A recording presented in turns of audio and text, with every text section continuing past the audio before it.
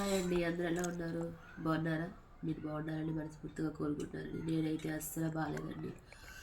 3 days నుంచి continue journey అయింది. మా బాబుని హాస్టల్లో జాయిన్ చేసి వచ్చేపాటికి అమ్మ వాళ్ళ ఇంటికి వెళ్ళాను. వేరే పనులు చూసుకొని కంటిన్యూ జర్నీ అయిపోయింది. కూర్చొనే ఉండటం అయిపోయింది. అసలు నాకు హెల్త్ బాగాలేదు. జలుబు, జ్వరం, దగ్గు. ఆల్రెడీ మీకు నా వాయిస్ తెలుసున్నది.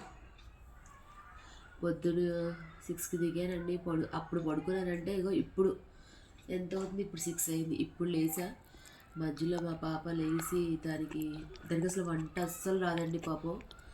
నేను మా పిల్లకు కూడా వంట చేయలేదు అసలు. అలానే పడుకున్నట్టే ఉన్నా. అది యూట్యూబ్లో చూసి ఇగో చూడండి ఒకసారి. టమాటా రైస్ చేసింది, నిమ్మకాయ పెట్టింది, ఆనియన్స్ కూడా పెట్టింది, తినేసా. ఏమో టమాటా రైస్. ఇప్పుడు ఎలా ఉందో టేస్ట్ చూడాలి. చూస్తే కానీ దీని టేస్ట్ ఏంటి ఒకవేళ బాగోపోయినా బాగుందని చెప్పాలండి. ఎందుకంటే అది చాలా ప్రేమతో చేసింది కదా. చూడాలి.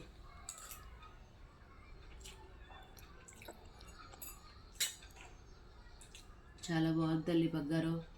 ఎంత బాగుందంటే అంత బాగుంది. దానికి అసలు వంట రాదండి. వంట కూడా నేర్పించలే నేను. నా కోసం ఫస్ట్ టైం యూట్యూబ్లో చూసి నిజంగా చేసిందండి. పిల్లల్ని అర్థం చేసుకునే తల్లిదండ్రులు అర్థం చేసుకునే పిల్లలు ఎంతమంది ఉంటారండి.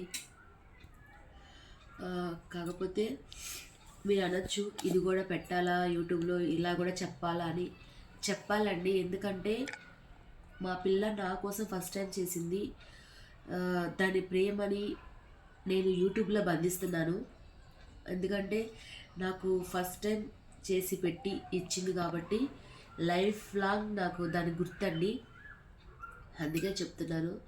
ఇలా ఎంతమందికి స్వీట్ మెమరీస్ ఉంటాయో అవన్నీ కంపల్సరీ యూట్యూబ్లో బంధించుకోండి. ఎందుకంటే ఫొటోస్లో పోతాయేమో కానీ యూట్యూబ్లో ఉండే ఎప్పటికీ పోవు.